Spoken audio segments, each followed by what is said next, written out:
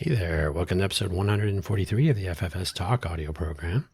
I am your host, as usual, Dan Hugo. We're recording this at, what time is it? 12:10 p.m. Pacific Daylight Time here in Greater Vegas on Thursday, August 20th, 2026. We do normally publish new episodes of this program on Thursdays, sometimes in the morning. Depends on when we record them. That's how causality works. Today's title and topic, tech shaming. If you're not familiar with the FFS Talk audio program, if this is the first time you're listening to this, welcome. The idea, at some point we'll have a guest or two, and we will discuss, debate, argue, contemplate the title and or topic of a particular program. Maybe it will be something we've covered in the last 143 episodes. There was an episode 0 after all. Or maybe it will be something new. We have not yet had guests. It turns out laying the groundwork for future conversation may have some value. It's also a lot easier to present a one-sided notion. And then you're free to, if you would like to provide your counter argument or an alternative viewpoint, come on down. So we'll make that easier to do. That's on the list. But yeah, booking people for audio programs in Vegas is a tricky business. It is very easy to lay this groundwork, and then we'll see what happens. So there you go. If you don't know what FFS means, you need to hang out with more Irish people, obviously. That was a quick pause. I've noticed when I do pause and then unpause, it can sometimes sound like an edit, like I've removed something. Not the case, just a pause. I do have my water. I don't know if you can hear that. Maybe. All right.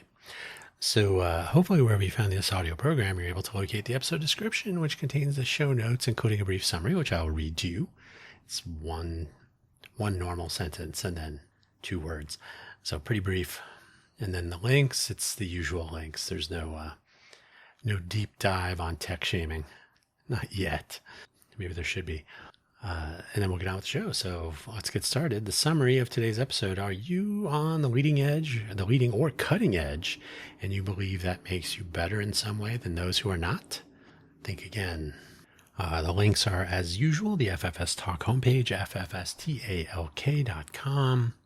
The profile page linking everything, buymeacoffee.com/DanHugo. I've had that profile on that platform since March of 2021. So yay, 5.5 years.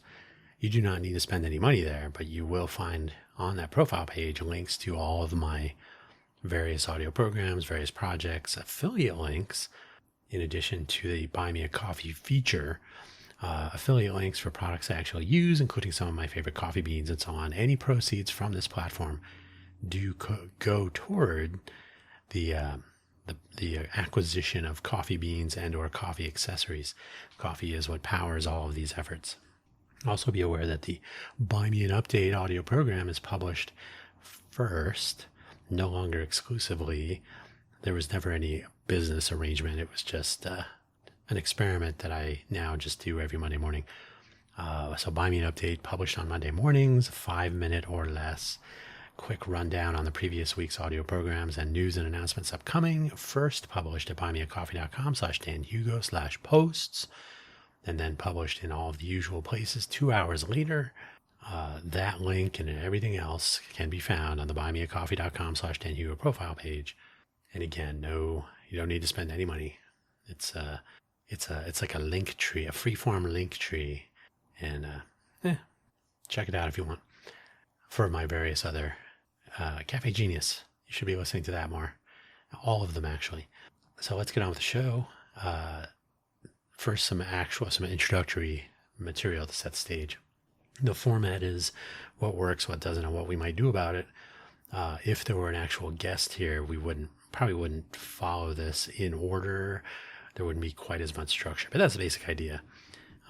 We should be on the same page, maybe, or while we can settle on, we can agree to disagree perhaps on what works and what doesn't. And then, everybody might have some insights or thoughts or opinions on what we might do about it to turn some of those things that are not working into things that do. But who knows? Who knows? We'll see if we have willing participants sometime. So these actual examples to start us off. The other day I was watching a YouTuber who visits the greater Vegas area, mostly the Strip, of course. And generally their content is pretty good. It's pretty honest sense. I have the sense that it's pretty honest, I should say. So he visits periodically and creates review videos that have normal person appeal to them. Some of them are about a particular place. Others are what we call listicles. The best pizza, the best hamburgers, etc. So it'll be like the top 5 or something. So yeah, it's a interesting content, even if you live here already, which is the case for me. When going through the features of a room he had booked in one particular episode, a recent episode, he said almost exactly these. I jotted them down at the time, and I'm pretty close. So first, if you're still using Ethernet cables, today we use Wi-Fi. And it was a little condescending tone. Now this is, we don't need to get too pedantic about tonality and intent, but just the sound of it. Like maybe somebody was, I use Ethernet cables. What's wrong with me? And then if you're still using Blu-ray discs, today we are using streaming services. Okay, so what's the big deal? Now, I have been a work traveler myself, and in the bigger picture, traveling people generally have the things that they need, the things that work for them, the things that might even be critical. Like, if you're still using a portable insulin injection device, no, that's ridiculous. So not just when traveling either, though. The traveler scenario is particular because often one must bring along the critical items. Sometimes the needs can be found at the destination, but you can't always be sure. So if it's a critical item or something you don't want to have to be worried that you won't be able to obtain whatever it is when you get there. Sometimes this is the case. Maybe you have that one Blu-ray disc you always play to get to sleep, and if they happen to have a Blu-ray player in the room, so much the better. Maybe you have a Blu-ray portable device that you plug into your laptop. Who knows? Who cares? Do your thing. You probably checked ahead for that even. So it was an interesting detail that this reviewer, the YouTuber, pointed out. Could have left it at that. Now, I didn't take it personally, but I thought it was kind of silly, kind of a waste. Like you're losing, or you're risking goodwill by tech shaming people. Oh, you're still using Ethernet? By the way, this computer I'm using right now, which I built myself, is attached to my router with an Ethernet cable. And then that router is attached to a cable modem through another Ethernet cable. And then the modem is attached to the wall with coaxial cable. I know that's crazy. I feel bad already. Now, for anyone everywhere, we all use technology of some kind in one way or another. Similar situation with establishing what works, what is essential, what we can afford, and so on. If you get out of your own bubble, you will likely come across people who are still using Windows 95, for example, because replacing it would not get them anything, in their view. It does what they need for whatever their use case is. It's working. They don't want to fix it if it's not broken, etc. Or they might be using a rotary phone. Who knows? Or a car with an internal combustion engine. Or maybe they still use light switches to turn their lights on and off in their home. I know that would be great. That's almost a bridge too far, right? No.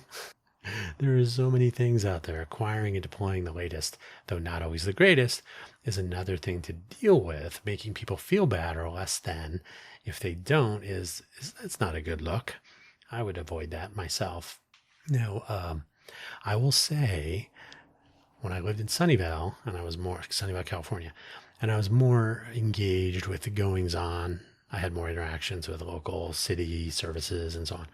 The fire department, it's emergency, DPS, Department of Public Safety, EMTs, emergency medical technicians, not emergency management. That's a different thing.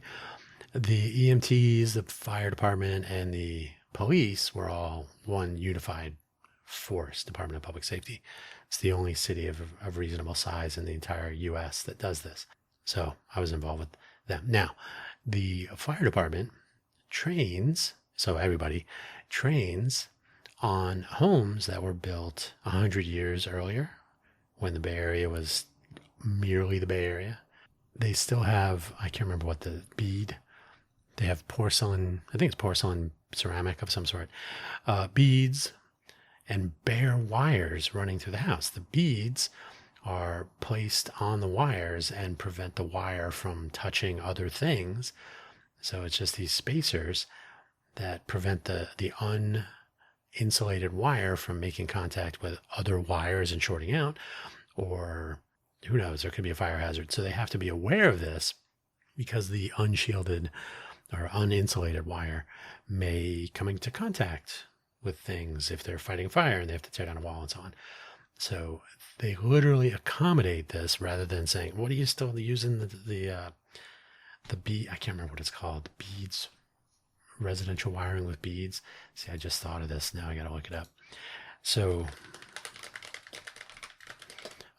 ceramic beads, knob and tube wiring, perhaps an old style from the 20s to the 40s. Certainly in the realm of Silicon Valley history. Yeah. Oh, and it could be a problem with insulation. So yeah, it's rather than shaming people, they just accommodate that. They deal with it. So yeah, not everything has to be upgraded because someone else thinks it needs to be. But other times there could be a danger. If there was a danger in having the knobs and tubes and ceramic beads and all this, that's a different story. So if it becomes an issue, now is a good time at that point to say, maybe we should consider fixing this. The shaming part, that can go. If you're still using Ethernet cable, good for you. They can accommodate you here. If you're still using Blu-ray, same thing. So what works? What works with tech shaming? Are there occasions where tech shaming is actually not a bad thing? I had to struggle to find these, to identify them, I suppose you could say. Having said all that, there are occasions where a form of shaming, not quite so brutal perhaps, is not a bad idea. That person still using Windows 95, I fictitiously referred to. The fictitious person I referred to. There you go. If they're using their computer to access the internet and they download this or that, they may be leaving themselves vulnerable to virus or similar issues, and they're probably not staying up to date on the latest CVEs. Gently nudge them over to something current, especially if the personal finances or maybe their business depends on their computer functioning and not violating them. This is generally true. The latest tech is often evolving with the latest threats. Although lately with AI, who knows anymore? Nobody's keeping up with anything quite so ideally anymore. Using and perhaps depending on the trailing edge could be unsafe by any number of measures. And this is on a personal level. That is, the old stuff might lead to virtual or even physical harm. If someone doesn't know this, a little bit of soft shaming may be necessary. It could be something, hey, you're using the old style smoke detector that doesn't detect heat or CO2. If you upgrade that, again, you don't really have to shame. See, shaming is a strong word in this case. The parts that work are being helpful, providing advice to people or suggestions. Advice is a different thing. There may be some implications to that. But pointing things out to people in a useful way, hey, you still may be using Ethernet cable, but if you are stuck without some place to plug that in, they also have Wi-Fi here, something like that, right? You can provide useful alternatives without somehow denigrating their use of whatever they're depending on presently. So there's a time and a place. And then on a larger scale, but similar to the previous point, using trailing edge tech may cause problems or bring harm to others. And that's where you get on the other side of that line. This may sound a little bit crazy, but if you are on a network with other people and you're using older tech, so here we're talking about attached computers or mobile devices, or could be a lot of things, more things than we know are connecting to the internets nowadays. You may leave your systems open to compromise, and that can spread to others. Your computer may turn, or your device may turn out to be a gateway to connect your entire network to the outside world. Some nefarious character, nowadays it could be nefarious AI, could make that the entryway into wreaking havoc, which these other people didn't know. Like, oh, I didn't know somebody was still using Windows 3.11 on our network. How does that even work? This is especially true for so-called IoT devices, the Internet of Things, which may not be upgradable to address discovered security issues, or which may simply have security issues on their own, which may be problematic all by themselves, especially network-attached cameras. If you've ever seen these, they're like, most of the time, if you're not spending a lot, if you're getting a good deal on a camera, do some research and see what's going on under the hood. Sometimes these are torn down by security-minded folks, and they find all manner of problems in the camera, sending video to places where it shouldn't, and so on. Or it can leave the network to which they are attached, vulnerable to intrusion. And again, that can affect other people. It could affect either actively, or your network could become infected with like a worm or virus. And then if other people somehow have access, or they copy a file or move it around, like, you can start spreading things very easily. Fix that. Shaming may be necessary if one does not get around to doing this in a suitable time frame. So in that case, the case where not being current or being attentive, that case where that lack of attention or due diligence can actually have a negative impact on others, data breaches are a problem, and they're sometimes a really big problem. But who knows what else could go wrong? Like, it could be just about anything. So if activities or lack of attention to updates or staying on that trailing edge could lead to problems for others, maybe you've crossed over into some shaming potential. I will stipulate that. So what does not work, though? So first of all, it is mostly inappropriate to shame anyone for just about anything that doesn't actually impact you. So, to each his own, as we used to say back east. If someone wants to use a wired Ethernet connector or a Blu-ray disc and the hardware exists to enable that, let it go. You don't have to say anything. Silly. I am picking on the content creator with those, of course, but generally speaking, if someone has a thick laptop or somehow uses a BlackBerry nowadays, maybe they're still using gasoline in the car with a standard transmission. This is really nothing to see. There's no reason to interject. Let it go. Unless you have some level of expertise in a particular tech product vertical. Are you a security expert? Do you understand how home automation devices function, security considerations, and so on? There's a strong possibility that you are not so current either, which is not a great starting point when it comes to critiquing others. You may end up providing some bad advice in the shaming effort, which may not come back at you, but sometimes it probably should. Hey, you told me to use you told me to use the I don't even remember, what are the cameras? The Ring. You told me to use a Ring camera. I was just using a normal fisheye peephole, but you told me to get that camera. And now, whatever problems could ensue, I don't even have one of those things. I avoid them like the plague. Looking at this from the shame-y perspective, if I'm doing my thing, getting through my day, conducting my business, and not impacting anyone else with my choices and modes of operation, why on earth do I want to hear unsolicited opinions about any of these? I might turn off that content creator or walk away from someone in person. Maybe we don't close that deal after all. Oh, you're annoying to me. I'm not signing. Or maybe lunch is over right then and there. I don't need to hear your advice. I never asked for it. I'm out. It's mostly not a good experience. So yeah, shaming for most things doesn't work. And you should be using Windows. Now, as a Linux person, there were times over the decades that I would say, maybe you should try using Linux. But eventually we start to realize, you know what? That's not the answer to the question somebody's asking you most of the time. Oh, just change to what I'm using. Not it. So what can we do about this? Probably not much.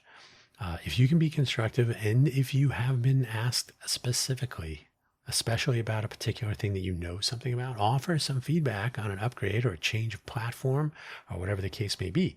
If someone asks a question or for a recommendation, by all means answer without shaming. You don't need to shame me. Oh, you're still using Windows 95?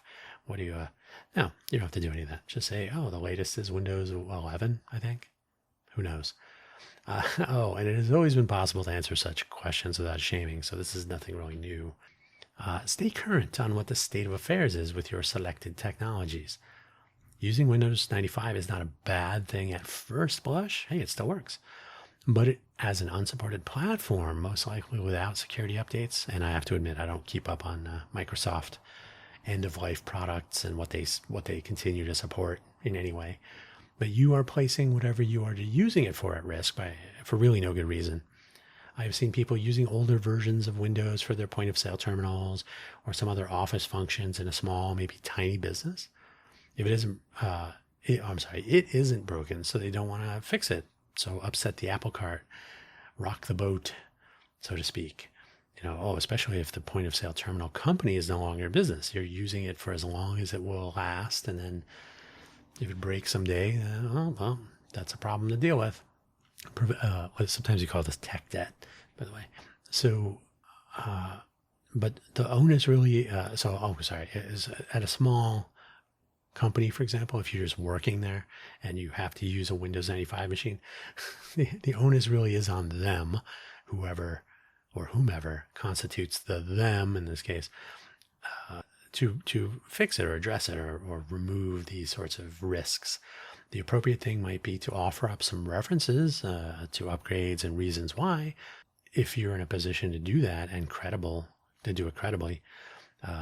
No need to scoff or throw hands up or other such commentary, or get a YouTube channel and start making fun of people for nothing. I'm not saying this drove me crazy, but it was one of those things you're like, you know what? I hear people doing this now and then, mocking, oh, you're using Android, you should be using iPhone. I don't think you're correct. It's not for you to say. My favorite expression, you know what you should do? And I usually cut people off and say, I do, actually. Thanks. If tech shaming is on your agenda, consider moving it down the prioritized list with other more pressing matters worthy of that attention, to be sure. Oh, you're still using an Ethernet cable? Maybe we should talk about rising grocery prices, where diesel is headed. To leave off where we began with the YouTube room reviewer guy, the entire focus of the channel is for those visiting or hanging around various places in the greater Vegas area. Stick to the important stuff, I say. There's no reason to just stay in your lane. How about that? We all have better things to do. Use your I used to have a Toshiba laptop a long time ago. It would probably still work today, and people would make fun of it probably, but I'm going to guess that Toshiba laptop would go through a car window and be fine. So not everything has to be thin and light. But anyway, that's where I'm going to leave it for today. I just thought it was an interesting topic. If you really think about it, do you get tech shamed, or are you tech shaming others? Is it a big deal? Maybe not, but maybe after a while it becomes like, I'm tired of hearing about my thick laptop with the Ethernet port. Actually, the Toshiba did not have an Ethernet port. It had PCMCIA slots.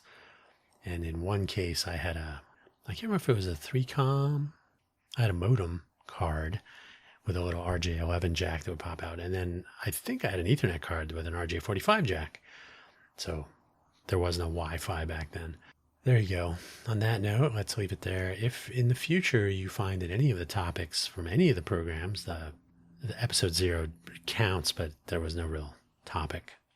So there are now 143 episodes of topics and my positions on them. My positions are allowed to vary over time, as are most people's. We get new information, we evolve our opinions.